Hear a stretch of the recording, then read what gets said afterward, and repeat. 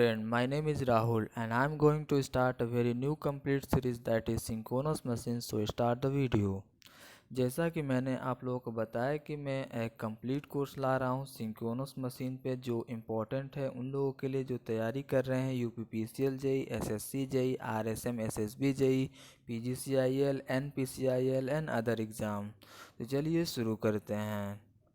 सबसे पहले हम लोग जान लें कि सिंक्रोनस मशीन के दो पार्ट होते हैं, पहला सिंक्रोनस मोटर एंड दूसरा सिंक्रोनस जनरेटर, जिसे हम लोग अल्टरनेटर कहते हैं। तो हमारा जो पहला टॉपिक है वो है सिंक्रोनस जनरेटर यानी कि अल्टरनेटर। तो चलिए चलते हैं इसके इंट्रोडक्शन पे कि व्हाट इज़ अल्टरनेटर, यानी कि अल्टरनेटर क्या होता है।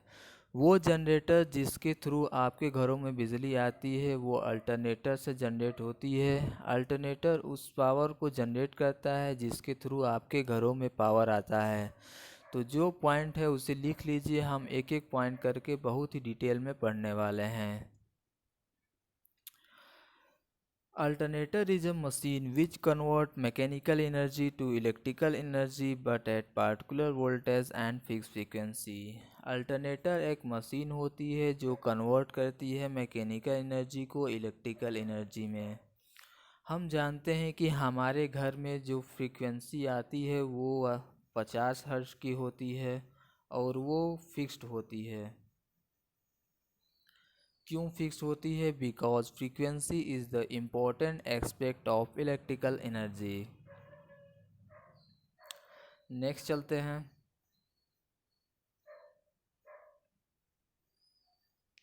Frequency is an important aspect depends on speed of alternator, यानी कि फ्रीक्वेंसी एक महत्वपूर्ण एस्पेक्ट होता है जो डिपेंड करता है अल्टरनेटर के स्पीड के। यदि हमें फ्रीक्वेंसी को फिक्स रखना है तो अल्टरनेटर की स्पीड भी फिक्स रखना पड़ेगा, इसीलिए हम अल्टरनेटर को फिक्स स्पीड पर रोटेट कराते हैं और उस स्पीड को सिंक्रोनस स्पीड कहा जाता है। तो चलिए इसको लिख लेते हैं। So we operate alternator at fixed speed called as synchronous speed। ये तो था एक छोटा सा इंट्रोडक्शन। अब हम चलते हैं इसके इम्पोर्टेंट एस्पेक्ट पर, जो है प्रिंसिपल ऑफ ऑपरेशन। हमारा जो अल्टरनेटर होता है वो किस प्रिंसिपल पे बेस्ड होता है? ये वो होता है फराडे के लॉ ऑफ इलेक्ट्रोमैग्नेटिक इंडक्शन पे काम करता है। फराडे ने क्या बोला था? जब कभी भी कोई कंडक्टर फ्लक्स को कट करता है तो कंडक्टर में ईएमएफ इंड्यूस होता है और इस पे प्रिंसिपल ऑफ ऑपरेशन डिपेंड करता है। इसका स्टेटमेंट बहुत ही इम्पोर्टेंट है, चलिए इसको लिख लेते हैं। Whenever there is a relative space or time variation between the flux and conductor EMF always induced in conductor।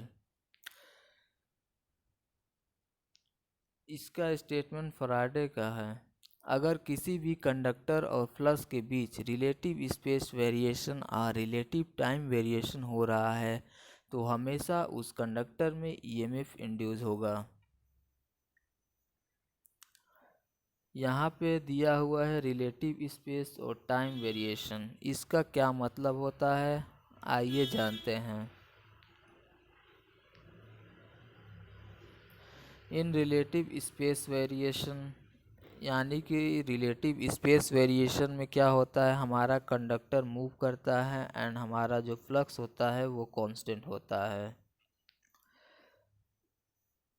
In relative time variation में क्या होता है, हमारा कंडक्टर जो होता है स्टेशनरी होता है एंड फ्लक्स जो होता है वेरी करता है। यहाँ पर फ्लक्स वेरी का क्या मतलब है, एसी से है।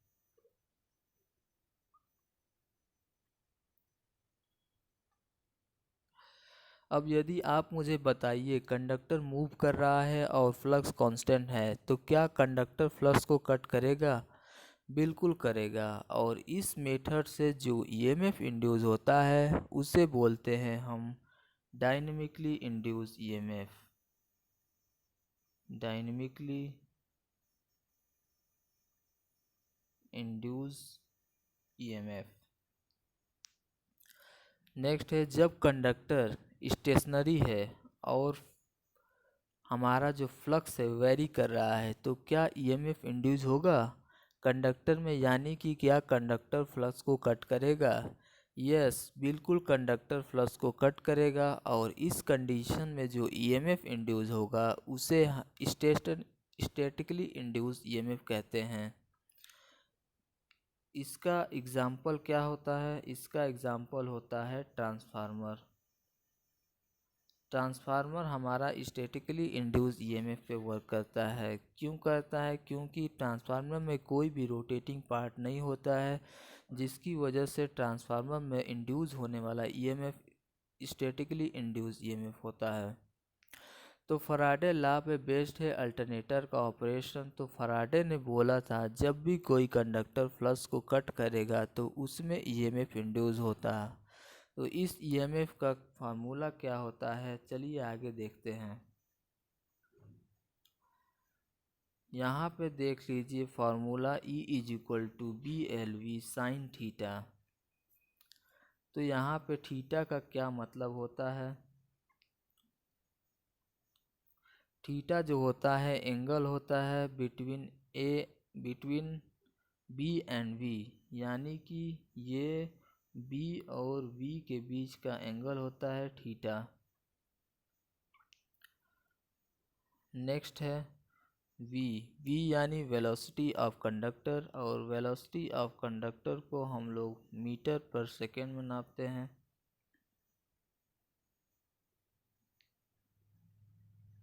नेक्स्ट है फ्लक्स डेंसिटी। फ्लक्स डेंसिटी को हम लोग टेस्ला होता है इसका यूनिट, और इसको हम लोग वेबर पर मीटर स्क्वायर भी बोलते हैं।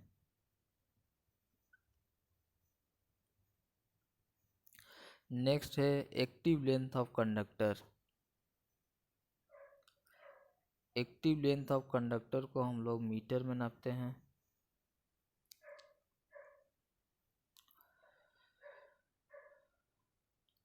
वेलोसिटी ऑफ कंडक्टर ये हमारा होता है मीटर पर सेकेंड, ये हमारा टेस्ला होता है या वेबर पर मीटर स्क्वायर। अब हम चलते हैं फ्लेमिंग राइट हैंड रूल पर। अब हम बता दें कि एक्टिव लेंथ यहाँ पे दिया हुआ है, इसका क्या मतलब होता है। तो इसका मतलब ये होता है कि हमारा जो कंडक्टर है उसका कंडक्टर का लेंथ जो है वो फ्लक्स को कट कर रहा है, यानी कि जो कंडक्टर का वह लेंथ होता है जो फ्लक्स को कट कर रहा है वो हमारा एक्टिव लेंथ होता है। यानी कि हमने मान लीजिए कि 8 मीटर का अगर कंडक्टर लिया है तो ये पूरा का पूरा कंडक्टर तो फ्लक्स को कट नहीं करेगा। इसीलिए मतलब जितना फ्लक्स है कंडक्टर का वो लेंथ जो है, जितना फ्लक्स कट करेगा वही हमारा एक्टिव लेंथ होगा।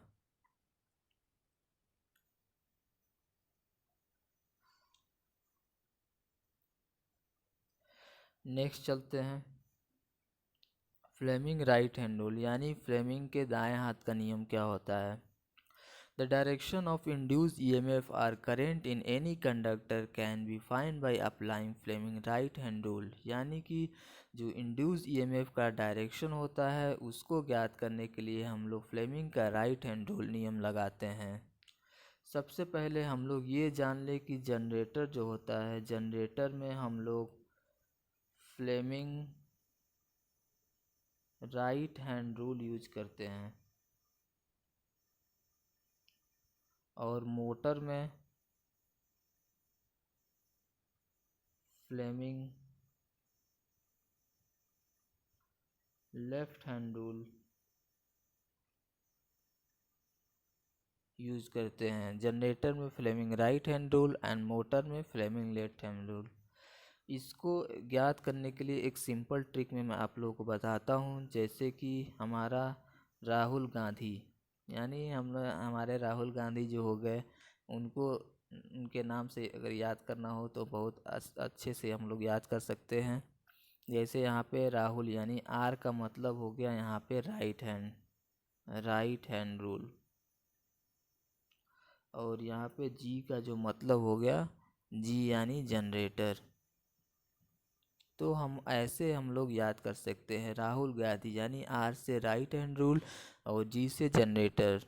ठीक है, राहुल गांधी यानी आर से राइट हैंड, जी से जनरेटर, यानी जनरेटर में हम लोग राइट हैंड रूल, तो मोटर में क्या होगा यूज़, हम लोग लेफ्ट हैंड रूल। तो ऐसे फ्रेंड हम लोग याद कर सकते हैं इसको। अब आइए हम लोग जानते हैं Fleming right hand rule. Fleming right hand rule क्या होता है। फ्लेमिंग राइट हैंड रूल में हमारा 3 फिंगर होते हैं, 4 फिंगर, थंब, सेंटर फिंगर। तीनों तीनों को ऐसे हम लोग करते हैं कि तीनों आपस में एक दूसरे से परपेंडिकुलर यानी 90 डिग्री का एंगल बनाते हैं। तो सबसे पहले आगे हम लोग देख लें, यहाँ पे 4 फिंगर जो होता है हमारा डायरेक्शन ऑफ फील्ड या फ्लक्स को रिप्रेजेंट करता है। एंड हमारा थंब जो होता है direction of motion of conductor को रिप्रेजेंट करता है। और जो हमारा सेंटर फिंगर होता है वो डायरेक्शन ऑफ इंड्यूस ईएमएफ का डायरेक्शन बताता है, और करंट का भी। तो चलिए इस फिगर में हम लोग देख लेते हैं। यहाँ पे आप देख रहे हैं कि यहाँ पे तीनों उंगली दिखाया हुआ है, जो हमारा थंब है मोशन को दिखा रहा है, एंड हमारा 4 फिंगर मैग्नेटिक फील्ड को रिप्रेजेंट कर रहा है, हमारा सेंटर फिंगर करंट को रिप्रेजेंट कर रहा है। तो हमारी उंगली इस प्रकार होती है कि तीनों आपस में परपेंडिकुलर होते हैं यानी 90 डिग्री एंगल बनाते हैं। और इसी तरीके से हम लोग अल्टरनेटर में होने वाले इंड्यूस ईएमएफ का डायरेक्शन हम लोग इससे ज्ञात कर सकते हैं।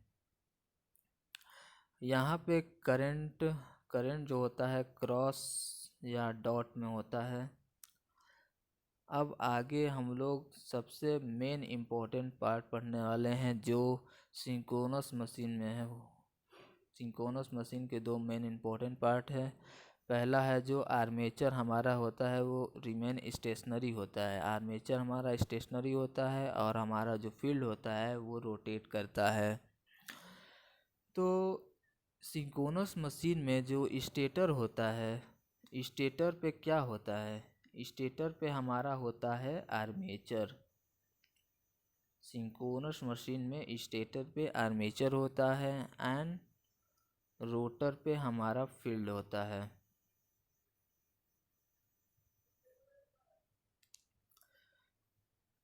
ठीक है, अब देखेंगे कि स्टेटर और रोटर ये दोनों में किस प्रकार की सप्लाई हम लोग यूज करते हैं। तो टाइप ऑफ सप्लाई, यानी आर्मेचर में हम लोग 3 फेज एसी सप्लाई देते हैं, और हमारा रोटर यानी फील्ड वाइंडिंग में हम लोग डीसी सप्लाई देते हैं। एक बार सुनते जाइए, ये फैक्ट है। बाद में हम जब प्रोसेस देखेंगे तो कैसे अल्टरनेटर काम करता है, ये सब सारी चीज़ें वहाँ पे अप्लाई होगी। आर्मेचर हमेशा 3 फेज करी जाती है, इसका रीज़न मैं आपको आगे बताऊंगा। राइट, तो चलिए आर्मेचर को 3 फेज से एक्साइट करते हैं, तो इसका रीज़न बहुत बड़ा है, तो हम आगे देखेंगे।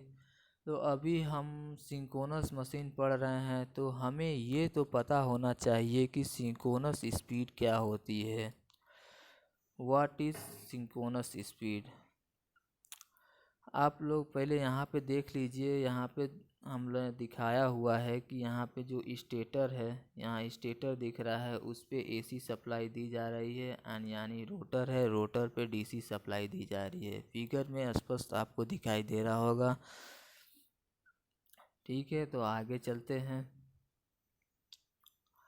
What is synchronous speed. अभी तक हम क्या पढ़ते आ रहे हैं, N S is equal to 120 F upon P. तो ये आते कहाँ से हैं, तो पहले इसे हम लोग प्रूव कर लेते हैं। यहाँ पे synchronous speed N S is equal to 120 F upon P होता है। तो ये कहाँ से आता है, इसको हम लोग चलिए प्रूव कर लेते हैं। Let us assume there is a 4 pole machine. हम लोग एज्यूम करते हैं एक 4 पोल मशीन को। चलिए हम लोग 4 पोल वाली मशीन एक बना लेते हैं।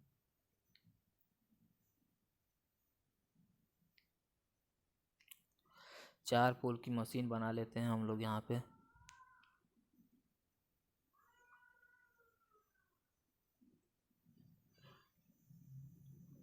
ये हमारा फर्स्ट पोल हो गया, सेकंड पोल हो गया, थर्ड पोल हो गया एंड हमारा चौथा पोल हो गया। ये हमारा रोटर मान लीजिए, और इसके अंदर हमारा है 2 कंडक्टर है, ठीक है। ये नॉर्थ हो गया और ये कंडक्टर के सामने साउथ हो गया। ये हमारा कंडक्टर ए है एंड ये कंडक्टर ए डैश मान लेते हैं। हम मान लेते हैं कि ये हमारा जो कंडक्टर के सामने वाला कंडक्टर है, साउथ पोल के सामने वाला जो कंडक्टर है, उसमें हम लोग डॉट प्रोडक्ट मान लेते हैं, ठीक है। अब इसको हम लोग पोल को रोटेट कराते हैं 90 डिग्री क्लॉकवाइज में। तो rotate the pole by 90 degree clockwise. 90 degree clockwise pole को रोटेट कराते हैं। अगर हम लोग इस पोल को 90 डिग्री रोटेट कराते हैं तो हमें क्या मिलेगा?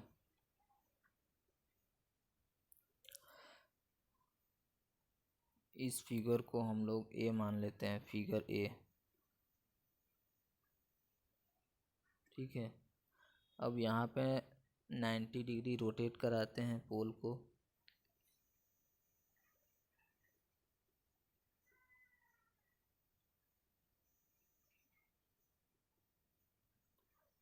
ये हमारा पहला पोल, दूसरा पोल, तीसरा पोल एंड चौथा पोल। जब इसको 90 डिग्री बना दिए, 90 डिग्री रोटेट करा दिए, तो यहाँ पे आ जाएगा साउथ, यहाँ नॉर्थ, और ये हमारा कंडक्टर हो गया। अब यहाँ पे क्या हो जाएगा, जो हमारा पहले साउथ पोल के सामने जो कंडक्टर था उसमें डॉट प्रोडक्ट हो रहा था, तो जब मैंने इसको 90 डिग्री रोटेट करा दिया तो यहाँ पे कंडक्टर के सामने नॉर्थ पोल हो जाएगा। नॉर्थ पोल जब आ जाएगा तो यहाँ पे क्रॉस प्रोडक्ट बनेगा, ठीक है। अब अगेन हम इसको 90 डिग्री रोटेट कराते हैं तो क्या होगा? Rotate the pole again 90 degree clockwise. Again 90 degree clockwise rotate कराते हैं।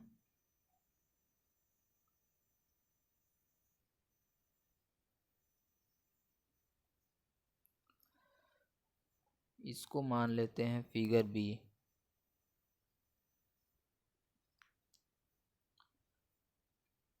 यहाँ पे नॉर्थ पोल बन गया, साउथ, ये 4 पोल हो गए, साउथ। तो अब हम क्या देखेंगे कि जब अगेन हम लोगों ने 90 डिग्री से रोटेट कराया, अगेन जब 90 डिग्री हम लोगों ने रोटेट कराया तो क्या मिला हमें? जब अगेन 90 डिग्री रोटेट कराया तो हमारा जो कंडक्टर के सामने था, कंडक्टर के सामने नॉर्थ पोल था, अब वो फिर से साउथ पोल आ जाएगा और यहाँ पे बन जाएगा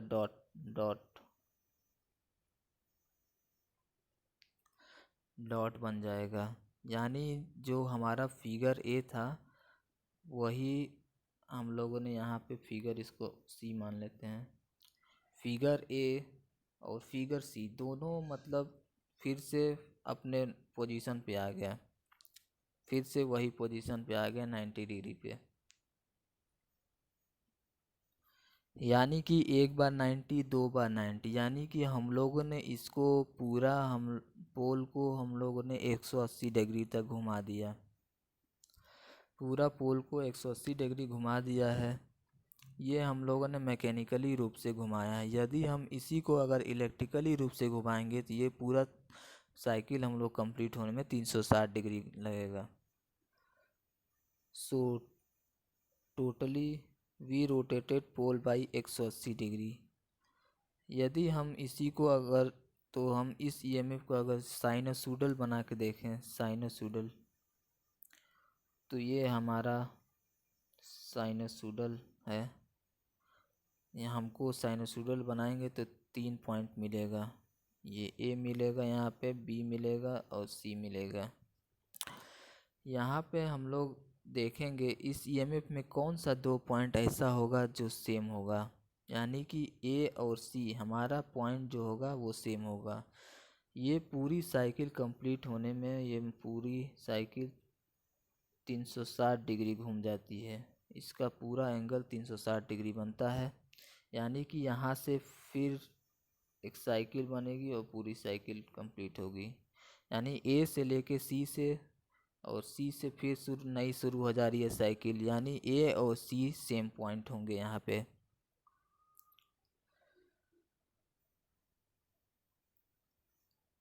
तो हम लोगों ने ये ईएमएफ को 360 डिग्री घुमा दिया है। तो 360 डिग्री हम लोगों ने इलेक्ट्रिकली रूप से घुमाया है, तो ये इसको हम लोग क्या बोलेंगे, इलेक्ट्रिकल एंगल बोलेंगे। ठीक है। और यहाँ पे हम लोग जब पोल को घुमाए थे 180 डिग्री, तो ये मैकेनिकली रूप से घुमाए थे, मैकेनिकली रूप से घुमाए थे। तो इसको हम लोग क्या बोलेंगे, mechanical angle, mechanical angle.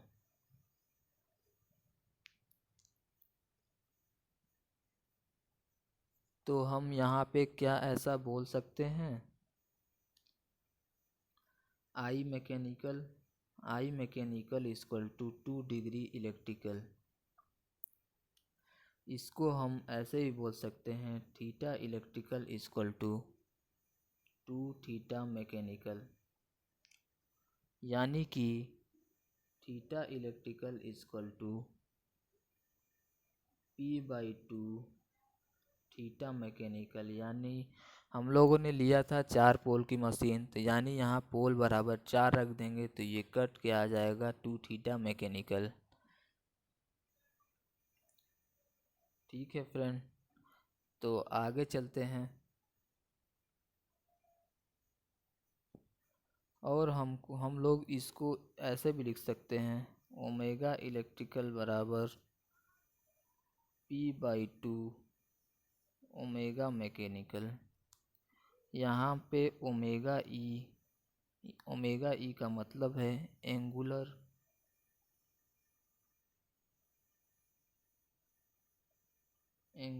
Electrical speed, और यहाँ पे ओमेगा एम का मतलब है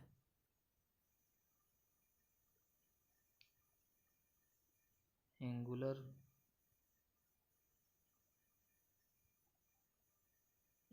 मैकेनिकल स्पीड।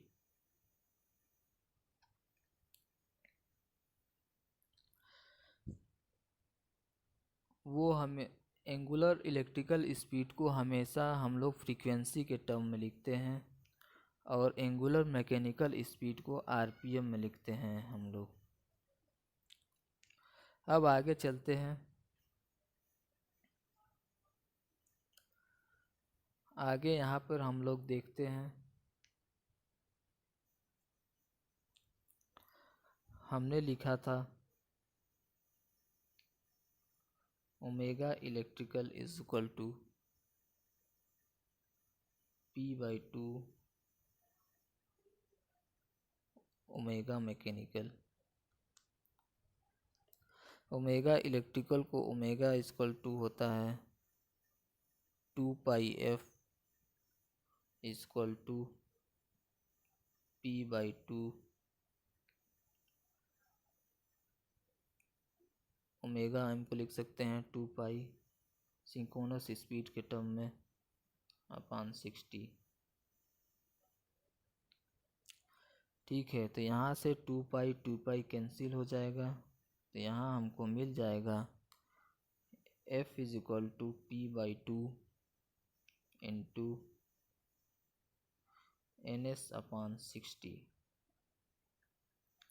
तो यहाँ से NS हमको मिल जाएगा 120F/P।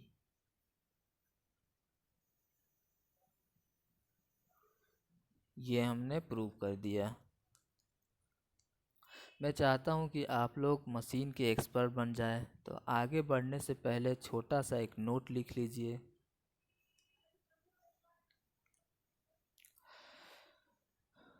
नोट लिखिए, when we apply a 3-phase current to a 3-phase winding always RMF generate।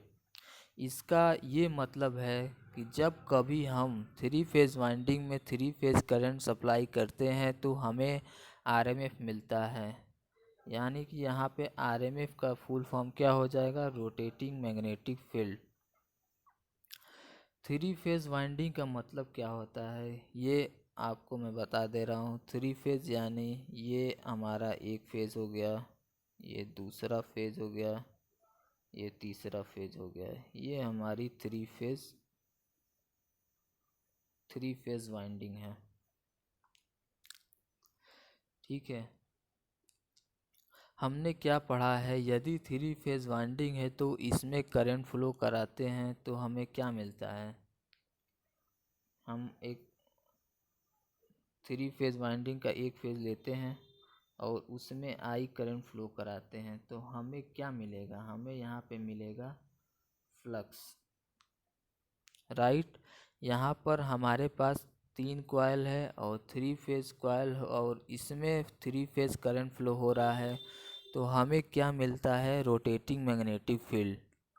Single phase के केस में हम उसे फ्लक्स बोल रहे हैं, तो 3-फेज के केस में हम उसी को RMF बोल रहे हैं। That is RMF is equal to rotating magnetic field. और वो रोटेट कैसे कर रही है, सिंक्रोनस स्पीड से। ये एकदम बेसिक चीज़ बता रहे हैं जो आगे काम आने वाली है। तो अब देखते हैं आगे। हाउ वाइंडिंग्स आर वाउंड, यानी हम लोग सिंक्रोनस मशीन की वाइंडिंग को कैसे वाउंड करते हैं। हमें पता है कि स्टेटर पे आर्मेचर होता है और उसमें 3-फेज वाइंडिंग करनी है हमको। तो 3-फेज वाइंडिंग को कैसे वाउंड किया जाता है, चलिए मैं आपको बताता हूँ। तो सबसे पहले हम लोग एक स्ट्रक्चर बना लेते हैं। ये हमारा स्टेटर हो गया और ये हमारा रोटर हो गया। ये स्टेटर, ये रोटर।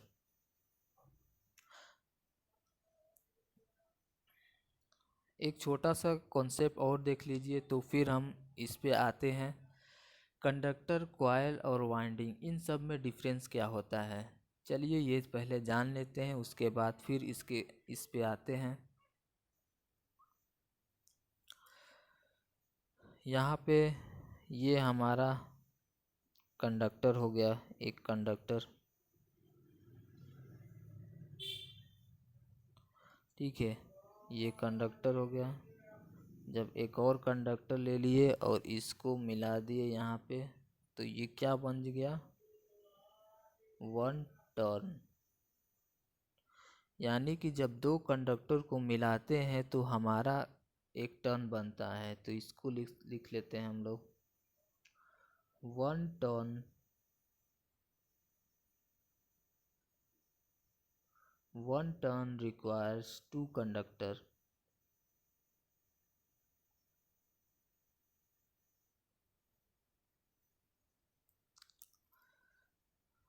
नेक्स्ट चलते हैं।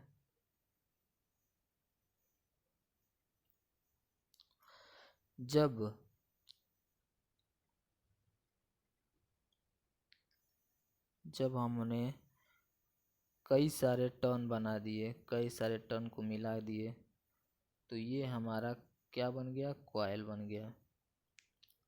यानी कि जब कई सारे टर्न मिला देते हैं तो हमारा कॉइल बनता है। तो इसको लिख लेते हैं, so many turn make one coil।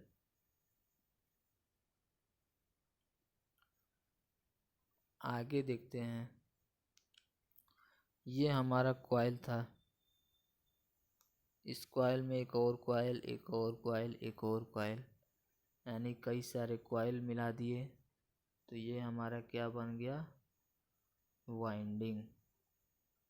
यानी कि कई सारे कॉइल मिलाने पे एक वाइंडिंग बन जाती है। तो इसको लिख लेते हैं, ए वाइंडिंग रिक्वायर्स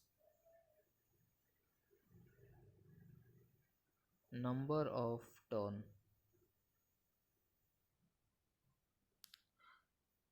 ठीक है, तो मैंने आपको क्या बताया था कि जब एक कंडक्टर और एक और कंडक्टर लेते हैं, यानी दो कंडक्टर को मिलाते हैं तो 1 टर्न बनता है।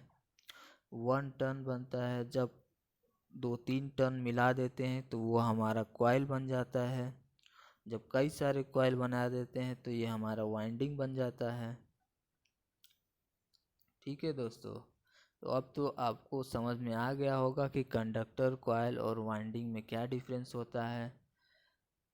तो हम आगे जितने भी हमारे टर्म आएंगे, या तो हम वाइंडिंग शब्द का यूज करेंगे या कॉइल शब्द का यूज करेंगे। आई होप अब आपको पता होगा वाइंडिंग कैसे बनाते हैं। हमने एक स्टेटर लिया था जिस पर 3 फेज वाइंडिंग को वाउंड करना है। तो अब एक चीज़ जान लीजिए कि एक वाइंडिंग को वाउंड करने के लिए हमें 2 स्लॉट्स की आवश्यकता होती है। इसको लिख लीजिए, यह बहुत इम्पोर्टेंट कॉन्सेप्ट है। तो हम लोग इसको लिख लेते हैं,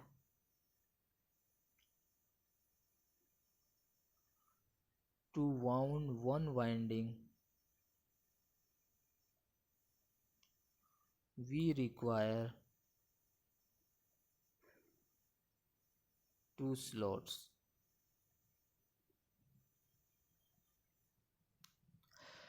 और दोनों स्लॉट्स एक दूसरे के अपोजिट होने चाहिए। तो चलिए हम फिर अपने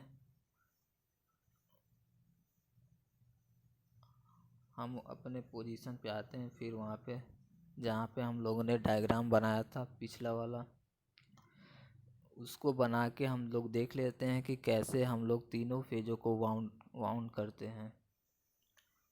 तो यहाँ पे मैंने बनाया था, स्टेटर बनाया था और ये रोटर बनाया था। ठीक है, तो सबसे पहले हम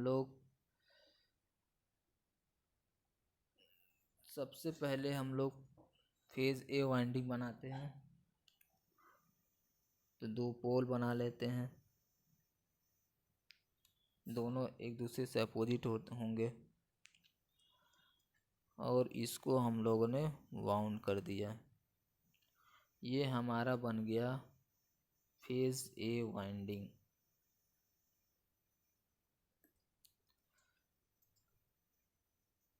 ठीक है, आपको एक और चीज़ बता दें, ये तीनों फेज जो होते हैं 120 डिग्री फेज डिफरेंस पे तीनों फेज होते हैं। तीनों जो होते हैं 120 डिग्री पे बने होते हैं। तो हम लोगों ने मान लिया यहाँ पे 120 डिग्री बन रहा है, तो ये अपोजिट साइड में बना दिया हमने। अब इसको हम लोगों ने वाउंड कर दिया। ये हमारा हो गया फेज बी वाइंडिंग। अब हम बनाते हैं फेज सी वाइंडिंग।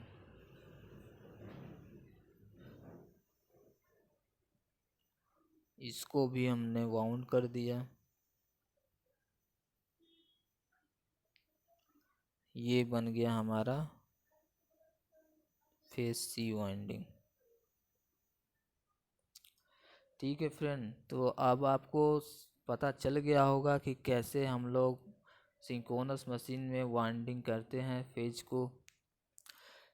तो आज का हमारा टॉपिक यही ख़त्म होता है। आगे हम नेक्स्ट टॉपिक पढ़ेंगे।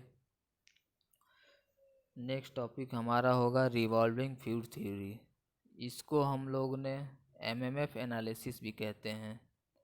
तो आज हमने पूरा बेसिक कवर किया है और कल हम लोग स्टार्ट करेंगे रिवॉल्विंग फ्लूइड थ्योरी, जिसको हम लोग एमएमएफ एनालिसिस भी कहते हैं।